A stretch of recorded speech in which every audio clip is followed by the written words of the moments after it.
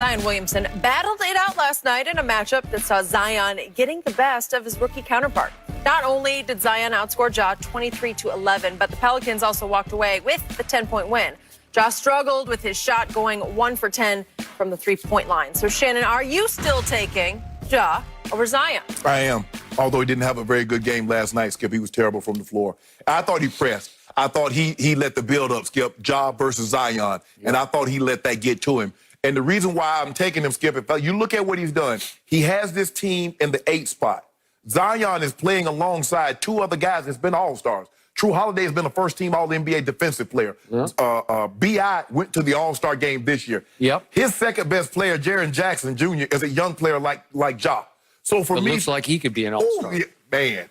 He got range. He can put it on the floor with either hand, dunk on folks. And fearless. He is. He is. That Fab Five dad son there.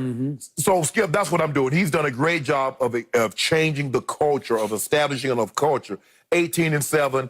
He's a phenomenal talent. He didn't show it last night. And if you just watched last night and you haven't watched the entirety of the season, you're like, well, it's, Zion. But I'm going to take Ja Morant. Another reason, Skip, my concerns for Zion's health. But I'm taking Ja because I believe he's only going to get better.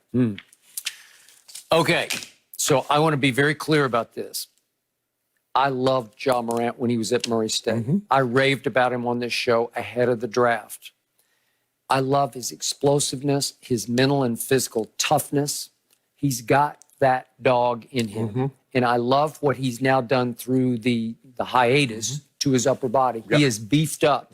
He's put on some good weight that he needed to put on because this is a man's game at this level, and he is becoming an NBA man. But Shannon, I told you all along about Zion. It's a whole nother level with the caveat of must stay healthy, must get in shape, knees must bear up under the load. I have no idea if he can last, but if he does, it's not even close between these two because Zion is a life changer to me. He's the force on the court that we've never quite seen in that package.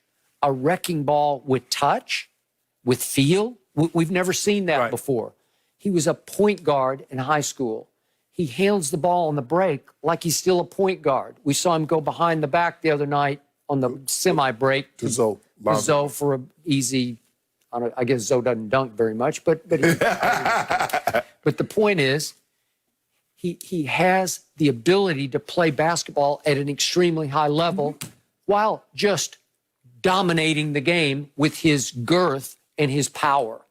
And I've never seen a package quite like that because even Charles, I watched a lot of Charles Barkley, even Charles at his round mound of rebound greatness, he wasn't quite this impactful where you just couldn't, you can't keep Zion from the glass or from the dunk because he's just too powerful and he's too explosive of a quick leaper, as you point out. Well, Skip, I believe Charles was probably more impactful because Charles was a double-digit rebounder his entire career. Charles was like a 23-11, 23-12 guy for his career. People don't really, Skip, I think the thing is because he's been retired so long, people don't really realize how good Charles Barkley was. No, I do. You do. He was a below-the-rim rebounder who could throw his caboose around. And he could elevate. That was the first time we had seen someone that size as far as not height, because he wasn't that tall. He's like Zion. But that size, 250, 200, he was 300 pounds when he got, his first couple of games, first couple of months in the league. But someone that size, Skip, that could elevate like he could. And he realized, like he said, Moses Malone said, you ain't gonna last long because you fat and lazy. That's a double negative you don't want to have. You can be one or the other, but you can't be both because you'll be out of the league before you know it. And Charles says, I got in shape. I changed somewhat my eating habit. I still, I still like to partake a little beverage here and there.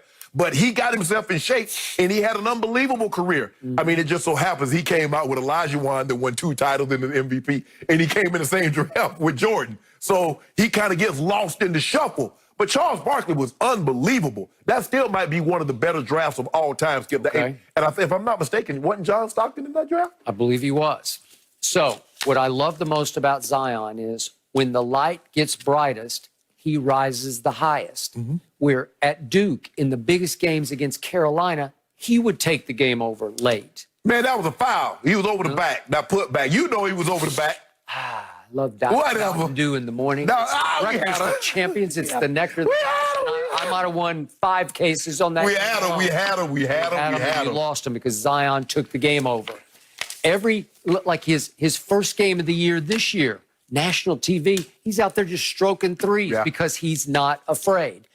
In fact, he seems to get more poised the greater the pressure is. Last night, he wanted to finish the game, and it was a huge game for the Pelicans if they're going to have any chance, and they're looking down their schedules. I told you, it gets pretty easy. So they're saying we have to beat Memphis head-to-head to cost them a game because we can get a full game off them. And then we have to just go win out. We need to get back on track because they lost a close game, and then they got blown out by the Clippers. So the point is, what I love about Zion is he is a big-time, big-game, big-moment player. And I don't see that yet in Ja because that was a big night last night, national TV between the two of them. And Josh goes, 1 for 10 from 3. And 5 for 21 from 3. But Skip, you have to admit that Zion is playing with more talented players than Ja. Can you imagine if Ja was playing with Holiday and playing with B.I.?